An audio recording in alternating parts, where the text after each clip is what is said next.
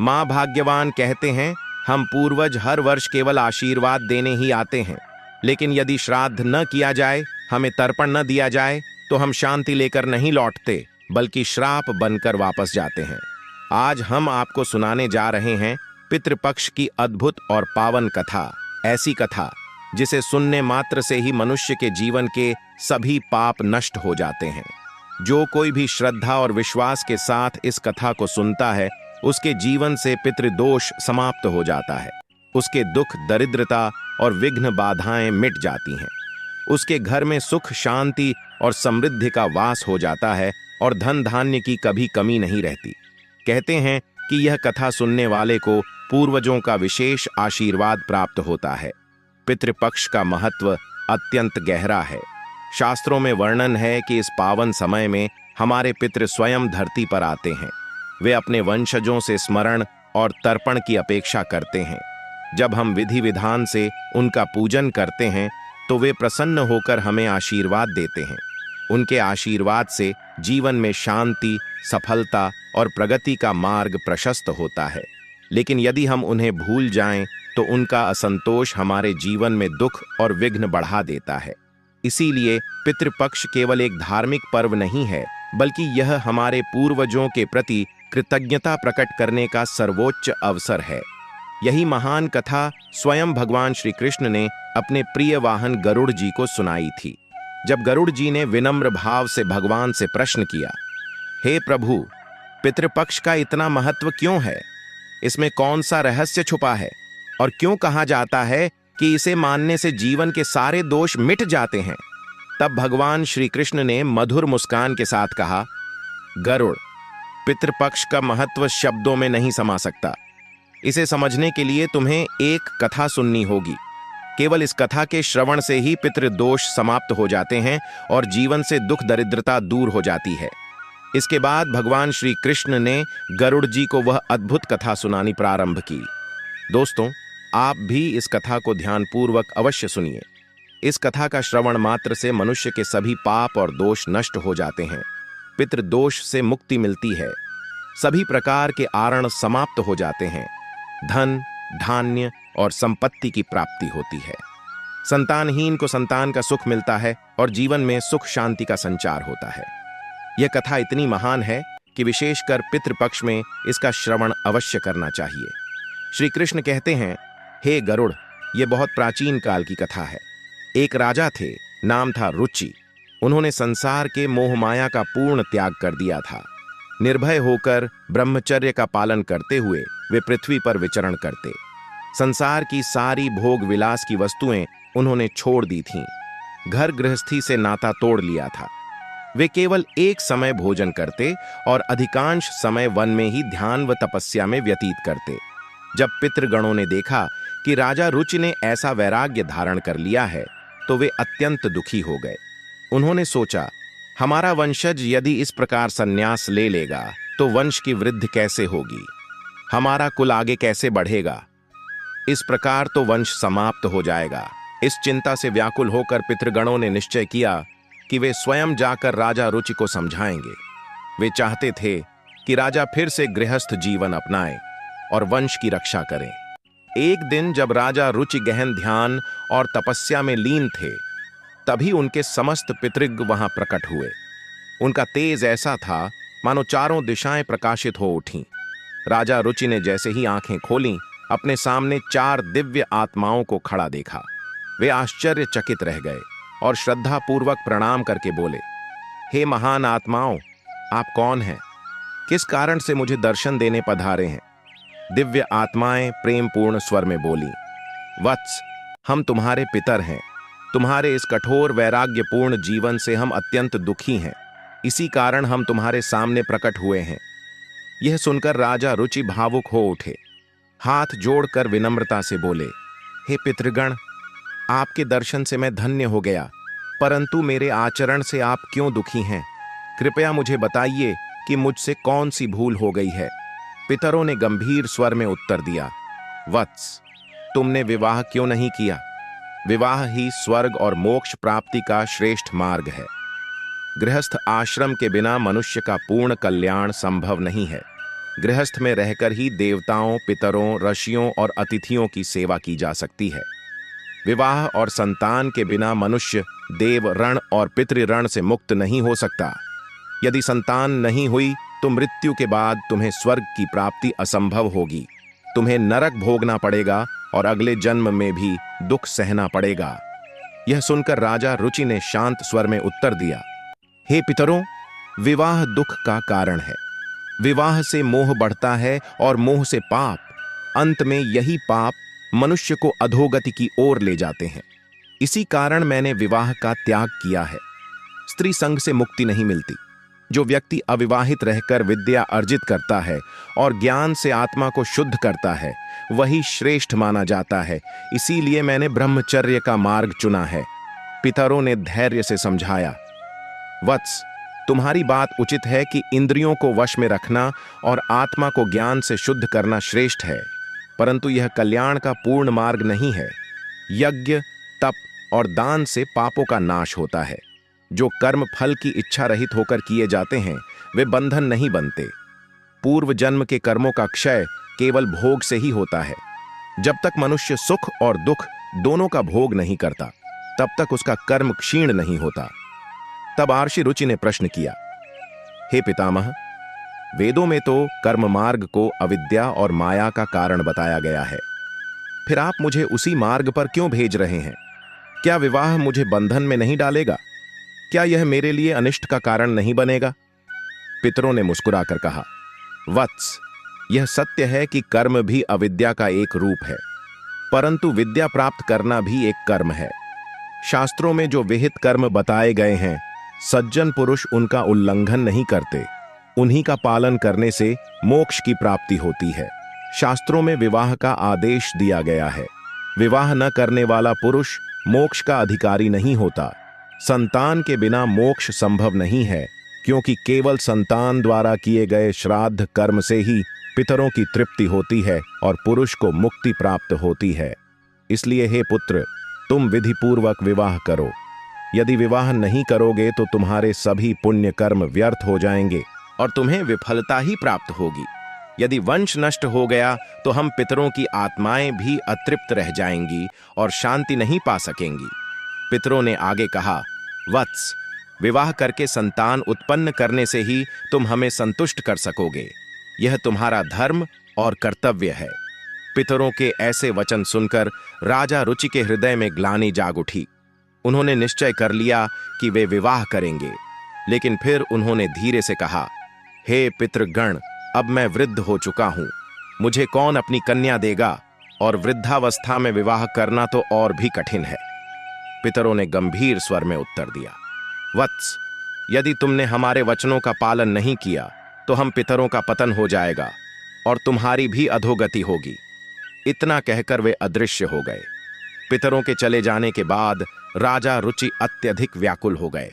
वे अपने पितरों की मुक्ति के लिए चिंतित होकर योग्य कन्या की खोज में पृथ्वी पर भटकने लगे, लेकिन उन्हें कहीं भी उचित कन्या नहीं मिली।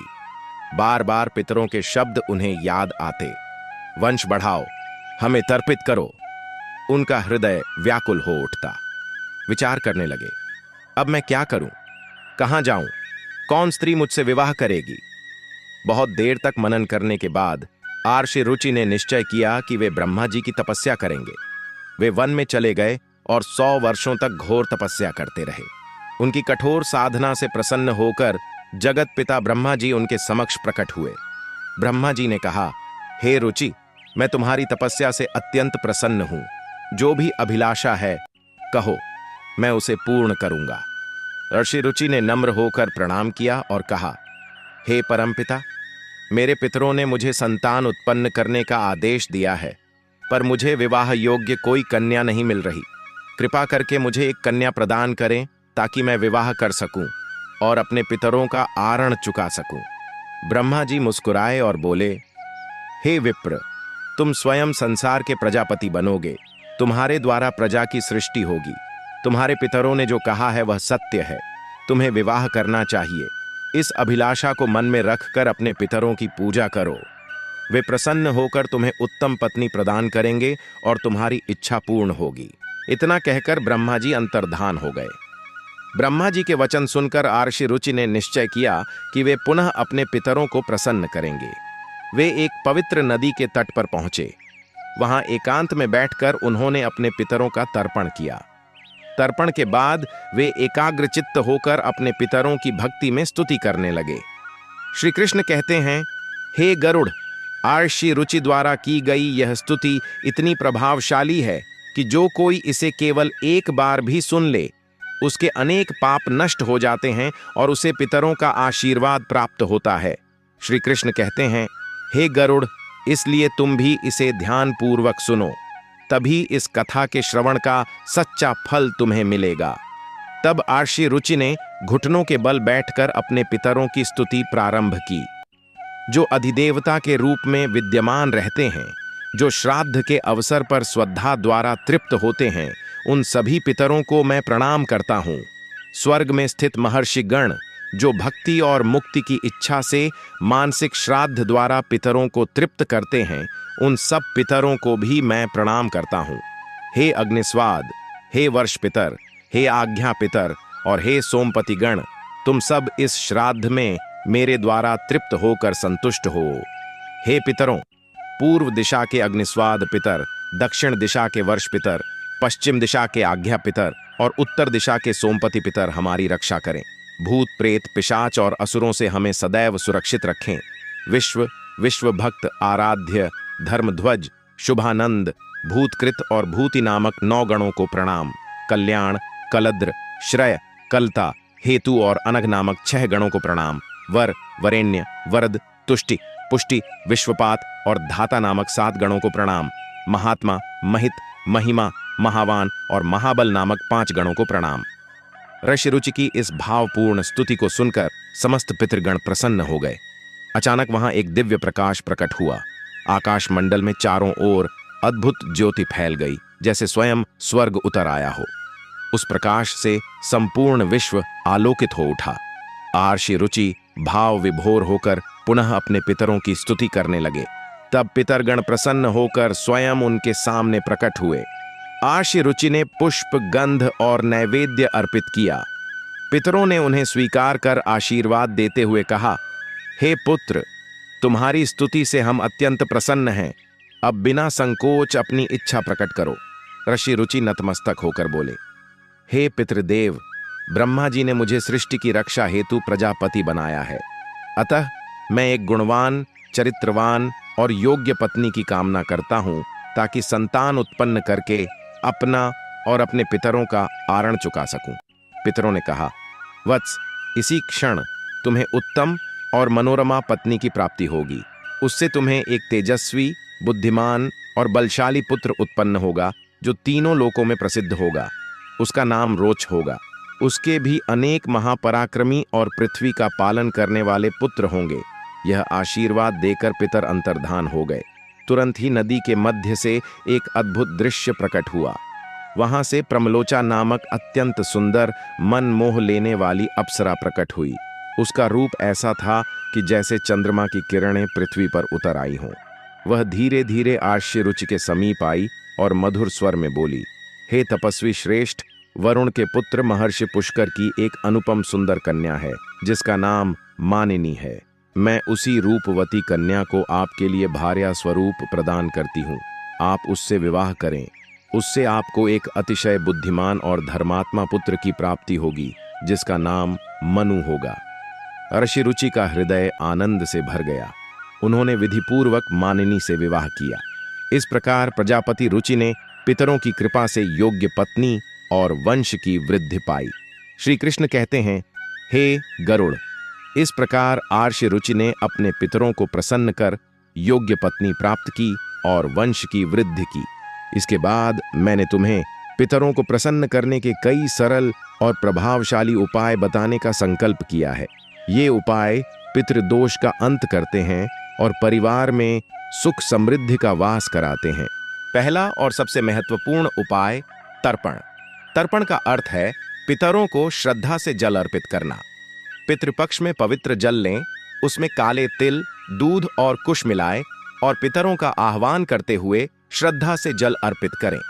तर्पण करते समय एयुएम पितृभ्य स्वधा मंत्र का उच्चारण करें। इससे पितर प्रसन्न होकर आशीर्वाद देते हैं और घर में सुख शांति का वास होता है। दूसरा उपाय, श्राद्ध कर्म। श्राद्ध पितरों की तृप्ति का श्रेष्ठ माध्यम है। इसमें सात्विक भोजन, फल और वस्त्र पितरों के नाम अर्पित किए जाते हैं। ब्राह्मणों को आदर पूर्वक भोजन कराएं और उन्हें वस्त्र व दक्षिणा दें। श्राद्ध के दिन विशेष रूप से खीर, पूरी, सात्विक सब्जी और पवित्र भोजन बनाकर पितरों को अर्पित करें। तीसरा उपाय, जीवों को भोजन कराना। श्री कृष्ण ने कहा, गाय, ब्राह्मण और अन्य जीवों को भोजन कराना अत्यंत पुण्यदायी है। विशेषकर गाय को रोटी और हरी घास, कुत्ते को रोटी और कौवे को खीर अथवा चावल देना शुभ माना जाता है। इससे पितर अत्यंत प्रसन्न होते हैं और पितृदोष का नाश होता है। चौथा उपाय, पीपल और तुलसी की पूजा। पीपल का वृक्ष पितरों का निवास स्थान माना जाता है और तुलसी देवी लक्ष्मी का प्रतीक है।